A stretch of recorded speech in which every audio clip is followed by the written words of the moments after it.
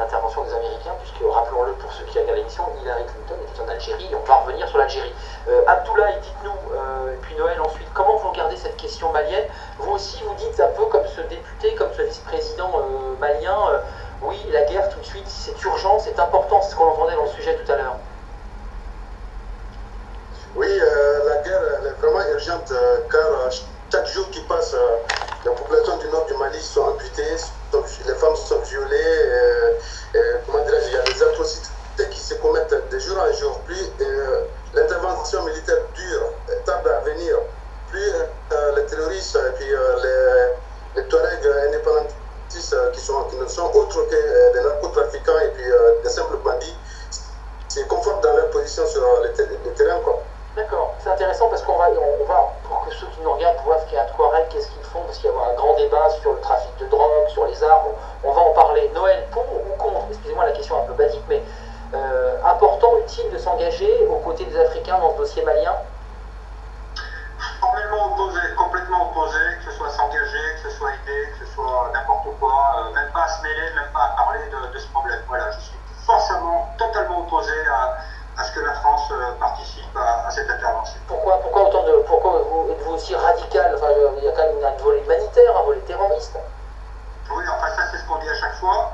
On a eu déjà l'affaire du Rwanda, on a eu la Côte d'Ivoire aussi où les gens ont pleuré pour qu'on intervienne, ça s'est retourné par la suite contre nous. Où après on nous a accusés d'avoir mis en place Ouattara, etc., etc. Dernièrement, récemment, il y a eu l'affaire de la Libye. La France a déjà un passé colonialiste en Afrique qui est déjà très chargé, très lourd, donc il faudrait qu'on se fasse un petit peu oublier sur ce continent.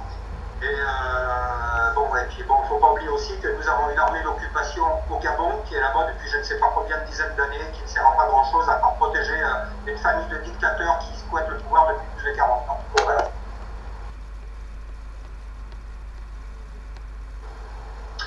Formellement opposé, complètement opposé, que ce soit s'engager, que ce soit aider, que ce soit n'importe quoi, même pas à se mêler, même pas à parler de ce problème. Voilà, je suis forcément totalement opposé à ce que la France participe à cette intervention. Pourquoi êtes-vous aussi radical? Enfin, il y a quand même un volet humanitaire, un volet terroriste.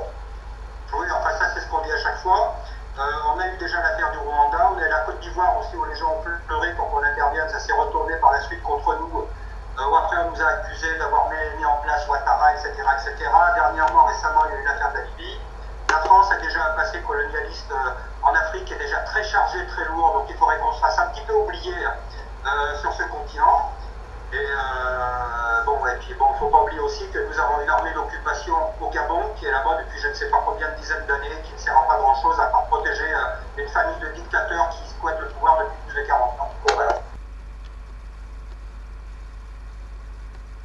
De fondamentalistes organisés en bandes qui font à la fois du trafic d'armes, du trafic de drogue et du trafic d'hommes avec des otages.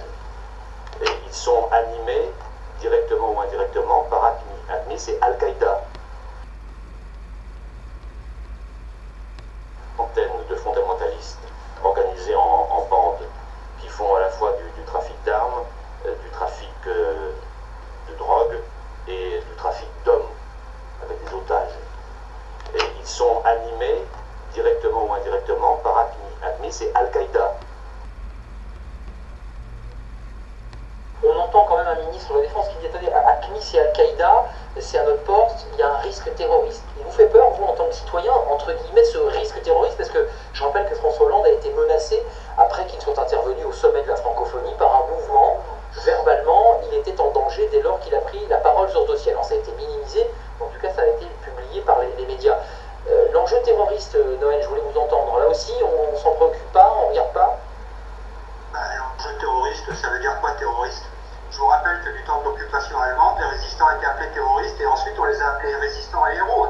Ça dépend de quel côté on se place. On les appelle terroristes aujourd'hui, bon je ne sais pas ce qu'ils revendiquent exactement, mais il ne faut pas oublier que quand on parle du Mali, par exemple, le système démocratique, d'abord, le système démocratique, est-ce que ce sont les populations autochtones qui ont inventé ça? C'est la colonisation qui est venue apporter ses lois, qui est venue apporter ses règles. Bon, après les frontières du Mali, qui a découpé le Mali? Qui a dit que ceci c'est le Mali, ça c'est le Maroc, ça c'est l'Algérie?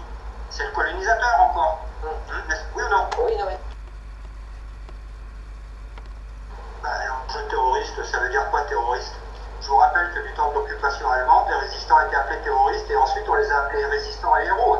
Ça dépend de quel côté on se place. On les appelle terroristes aujourd'hui, bon, je ne sais pas ce qu'ils revendiquent exactement. Il ne faut pas oublier, quand on parle du Mali, par exemple, du système démocratique, d'abord, le système démocratique, est-ce que ce sont les populations autochtones qui ont inventé ça? C'est la colonisation qui est venue apporter ses lois, qui est venue apporter ses règles. Bon. Après, les frontières du Mali, qui a découpé le Mali? Qui a dit que ceci c'est le Mali, ça c'est le Maroc, ça c'est l'Algérie? C'est le colonisateur encore. Oui ou non? Oui, non, oui.